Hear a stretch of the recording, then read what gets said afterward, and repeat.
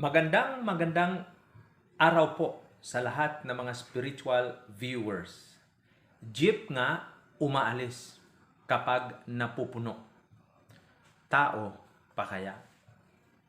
Galit na galit ang misis, sabi niya sa kanyang mister, "Oy, walang hiya ka.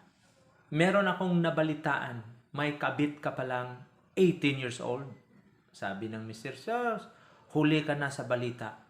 25 years old na siya ngayon."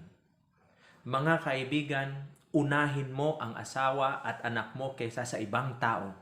Dahil pag dumating yung oras na walang-wala ka na, sila pa din ang unang magsasalba sa inyo. Proverbs 27 verses 15 to 16, "A quarrelsome wife is like a dripping of a leaky roof in a rainstorm. Restraining her is like restraining the wind or grasping oil with the hand." In Tagalog, nakakayamot ang asawang masasalita tulad ng ulan na ayaw tumila. Mahirap siyang patigilin, para kang dumadakot ng langis o pumipigil ng hangin. Smart living around the globe, Mrs. Cool ka lang upang tumila ang ulan sa inyong bubungan. Mga kapatid, mga spiritual viewers, ang text or verse na ito ay naiambag sa atin ni Pastor Duming Buhos. Owner po siya ng 3D's Garden, isang landscape business, nung nagkita kami kahapon. Pag-aasawa.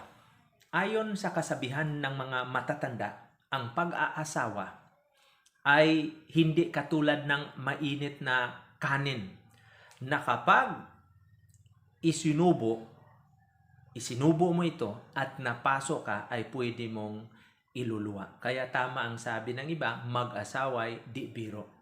Ito ay isa sa mga napakahalagang yugto sa buhay ng isang lalaki at babae na dapat ay pinag-iisipang mabuti at pinaghahandaan bago pasukin. Maraming tao ang nagtatagumpay sa buhay, may asawa man, at marami din naman ang nabibigo at may wasak na tahanan. Kapag pumasok ka sa buhay may asawa, maraming bagay ang magbabago sa inyo. Maraming bagay ang dapat mo nang talikuran, dapat mo nang kalimutan at dapat mo nang iwanan, kapatid na viewer. Sa kabila ng katotohanan ito, marami pa rin ang nag-aasawa ng wala sa panahon. Ang akala ng ilan, pag-aasawa ang sagot sa kanila mga problema. Akala nila ganoon lamang kadali ang buhay nito. Kaya may awitin tayo na maling akala. So marahil masasabi lamang natin na naging matagumpay ang buhay may asawa kapag ikaw ay nakatagpo ng taong makakasama mo sa hirap at ginhawa. Sa lungkot at saya, ang taong nagiging tapat sa iyo sa lahat ng bagay, nagmamahal sa iyo habang buhay. Kaya napakapalad po natin na merong Biblia mula sa mga kawikaan ni Solomon. Maraming aral ang makakatulong sa ating pamumuhay, lalo na sa buhay may asawa. Kaya mga mister at mga misis, sa mga singles dyan, makinig lagi sa mga aral ni Solomon at ng buong Biblia. Dapat nating pag-aralan ang mga kasabihan ni Solomon at iba pang turo ng Biblia tungkol sa praktikal na pamumuhay dito sa mundong ibabaw. Kapag pumasok ang isang tao sa pag-aasawa, dapat ay handa na siyang talikuran ang nakaraan. Ang buhay ng pagiging binata't dalaga, handang tanggapin at harapin ng mga bagay na posibleng mangyayari at handa na sa mga pagsubok na darating sa pagpasok sa panibagong chapter o yugto ng inyong buhay. Taglay niya ang kahandaang tumayo upang maging mabuting magulang at gabay sa paghubog sa magiging buo at ganap na tao ng magiging mga anak nila sa hinaharap. Kung ihahambing sa libro, kapag pumasok ka sa buhay may asawa, mga spiritual viewers, tapos na ang unang yugto. At pumasok ka na sa ikalawang yugto ng inyong buhay. So nararapat lamang na handa ka nang ibigay ang inyong buong panahon at buhay sa inyong pinili na makasama habang buhay. Dahil tandaan ninyo, madali magpakasal, mahirap maghiwalay. Mahal magpakasal, mas mahal maghiwalay. Proverbs 27:15-16, ito po ang ating ipagpatuloy na ang kasabihan rito, ang ating smart living around the globe, Mrs. Cool ka lang upang tumila ang ulan sa inyong bubungan. Alam ninyo, ang aklat ng Proverbs is exceptionally practical. It speaks to all areas of life. It is a treasure chest o kahon or kaban ng kayamanan for those giving advice and counsel. Ang isang tao na nagbibigay ng payo sa iba will be confronted with many of the same chronic issues that are common to man. Halimbawa, mga problema sa pera, problems with kids, problems with Mr. and Mrs., problems that arise because of the tongue, a lack of diligence, a lack of sincerity, etc. Ito po ang mga karunungan na nandyan sa Book of Proverbs. Itong si Solomon was a wise observer of human behavior. And he recorded his divinely inspired observations about life, Pastor Duming. So at ang lahat niyang observations, binigyan niya ng mga several comments on the theme na makikita niya natin ngayon dito sa ating pag-aralan na naiambag ni Pastor Duming Buhos, Proverbs 27:15-16. So, a quarrelsome or contentious woman, babaeng nakakayamot or nakakainis or nakakagalit. In the book of Proverbs 19:13, a foolish child is a father's ruin, and a quarrelsome wife is like the constant dripping of a leaky roof. Proverbs 21:9, better to live on a corner of a roof than share a house with a quarrelsome wife. Proverbs 25:24, the same context.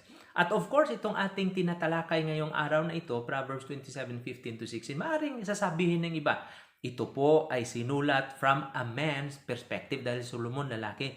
Kaya bias po ito si Solomon at one-sided. Ang mga mister o lalaki ay maaring nakakayamot din, di ba? Quarrelsome din, sabi nila. Yes, totoo ito. Isinulat po ang Proverbs by a man from a man's perspective. Ngunit hindi natin dapat kalimutan that they are also inspired scripture, written by the Holy Spirit for our learning and our admonition. In fact, ang mga verses na ito were repeated for a purpose. Napakarami rin mga passages dito sa Book of Proverbs that deal with the shortcomings of men. Nandyan. Pagkukulang ng mga mister, mababasa mo rin sa Book of Proverbs. Halimbawa, ang mga terms sa Bible na man or men occur in Proverbs 200 times. At habang ang terms naman na woman or women occur only 28 times. So many of those Proverbs deal with the problems relating to mankind and general, but some to males in particular. So tayong mga lalaki or mister ay marami ring mga issues sa buhay ayon kay Solomon.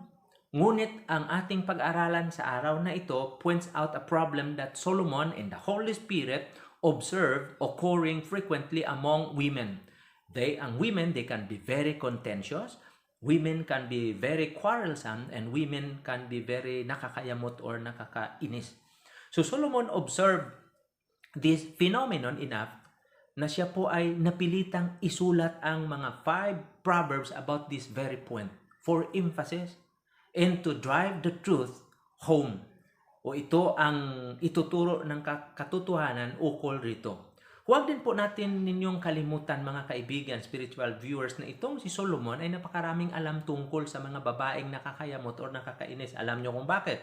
Imagine he had 700 wives and 300 concubines. So gusto pong tandaan ninyo na meron po akong paalala sa inyo sa message na ito ngayon. First, ako po, I am just a messenger. Mensahero lang po ako. Secondly, there is almost a whole chapter coming in the book of Proverbs that deals with the virtuous or mabubuting babae. So there is no male counterpart to that. Proverbs 31. Hindi kasali ang lalaki doon. Okay? So, balikan natin ang ating verse sa Proverbs 27:15. A quarrelsome or contentious wife is like dripping of a leaky roof in a rainstorm. So ang term na quarrelsome or contentious is used 9 times in the Bible and only in the book of Proverbs. 5 out of 9 times, mga kapatid kong minamahal, ang term na ito appears in the Bible, it is used of a contentious, argumentative woman. So ang Proverbs na ito ay maaaring ma-apply to a continuous woman in the work world, sa opisina ninyo, baka yung boss mo na babae. Habang ito ay maaaring ma-apply in many situations, malinaw na ang lumilitaw na ang woman o babae sa Proverbs na ito ay misis ng isang lalaki. So these are domestic issues ang tinatalakay po ni Solomon. So ang babaeng quarrelsome o contentious, nakakayamot rito, argues in fights with her husband over every little thing. Maliliit lang na bagay, inaaway ang kanyang mister. Hindi niya binibigyan ng katahimikan ang kanyang mister. She is constantly correcting him, pointing out his faults, reminding him of his failures at shortcomings and sins. She remembers every tiny detail of every argument they have ever had. And she never fails to bring them up over and over again. Paulit-ulit niya itong binabanggit sa bawat pagtatalo nila. Hindi lang ang babae nagiging hysterical, kundi nagiging historical dahil ang history na ulit. So meron po siyang to-do list na parang 1 kilometro ang haba. No? Yun ang ginagawa. She doesn't need to reason to argue. She could argue over the weather and blame her husband for it. No? So inahilin tulad ni Solomon ang nakakayamot na babae o quarrelsome na babae into a constant dripping of water. Ito po ang isang reference sa roof na tumutulo, at karamihan sa mga bubungan sa Israel is made of bricks. Kaya kahit pa 1 week na walang ulan, nakaipon at nakabaon doon ang tubig, patuloy na tumutulo. Kaya ang nagiging wife na ito is like a constant dripping of water. Natapos ang kanilang argument last Monday, but she has a way of bringing it up long after the fight subsided. So uulitin niya naman ito, kaya nakakairita para sa mister. Parang tulad ito ng gripo sa inyong bahay na may leak. Tinatalian ng guma, patuloy pa rin. So in short, ang punto po rito ni Solomon ay ang isang naging wife drives her husband crazy.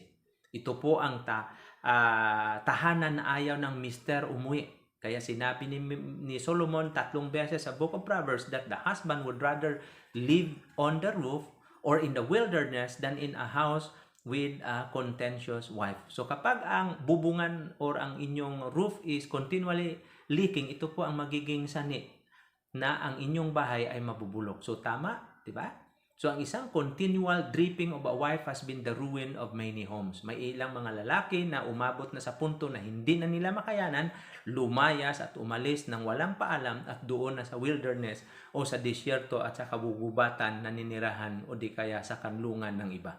Kaya ngayong araw na ito, mga babaeng nanonood, mga misis, cool ka lang upang tumila ang ulan sa inyong bubungan. In short, nakakapinsala ang pagiging nagger sa isang relationship. Napakabigat pasanin ito para sa ibang mga mister. So kaya mga misis o kababayan, ito po ay babala upang hindi mabubulok ang inyong tahanan o bahay. Kaya ang Bible ay the greatest book of psychology, no? Dito po makikita natin ang pagkakaiba ng mister at ng Mrs. Yan. So kaya ang Proverbs is more than simply stating facts. Ang mga facts, realidad at katotohanan are given as a warning. Kaya kailangan ito ay appropriate, no? Kapag ang isang electrician sabihin niya na ang inyong bahay ay makakasunog yung faulty wiring. So it's a warning in the reality. Kaya ayusin mo ng maigi. At the last dito sa verse 16, restraining her is like restraining the wind or grasping oil with the hand. Ninalin tulad sa bagyo, di ba? Ang hangin ay hindi mo mapipigilan. Ang bagyo ng Yolanda, Ulysses at Raleigh ay hindi mapipigilan ang hangin kahit ano pa ang inyong gawin. Yan. So in other words, ganun po kadamaging. Ang babae ay hindi talaga mapipigilan, mahirap pigilan ayon kay Solomon. So kahit anong uri ng pagpigil nyo, ay napakahirap po talaga ito. Mahirap pigilan ang force of nature, di ba? So yan po ang message ni Solomon para sa atin, para sa mga misis. Kasi wala namang advice dito si Solomon sa ating verse. Pero ito po ang aking sasabihin, no? Para sa mga misses, let arguments die out. Ay libing mo na ang mga argumento, huwag mo nang uulit-ulitin. Don't keep your arguments endlessly. Hindi ito makakatulong at ito ay nakakasira sa relasyon. At para sa mga mister, sa mga halimbawa o illustrations na ito, wala ka talagang magagawa. At the best advice ay patience. Maghintay ka, cool ka lang, mister. The storm will pass. Lilipas si Yolanda, lilipas si Rolly, lilipas si Ulysses. Matutuyo rin ang bubungan sa basa na tumutulo na tubig. Eventually, ang hangin will die down. Eventually, the scent of oil will diminish, and eventually, you will quit trying to pick up oil in your hand. So, ang sagot po, patience is the answer. The best response is patiently wait. Proverbs 15:18, a hot-tempered person stirs up conflict, but the woman who is patient calms a quarrel. Smart living around the globe, cool ka lang upang tumila ang ulan sa inyong bubungan. Tayo po ay manalangin. Father in heaven, thank you for the message. Help the husband and the wife who are viewing right now. Touch their heart, their lives, to apply the wisdom of Solomon for their family. In the name of Jesus, Amen.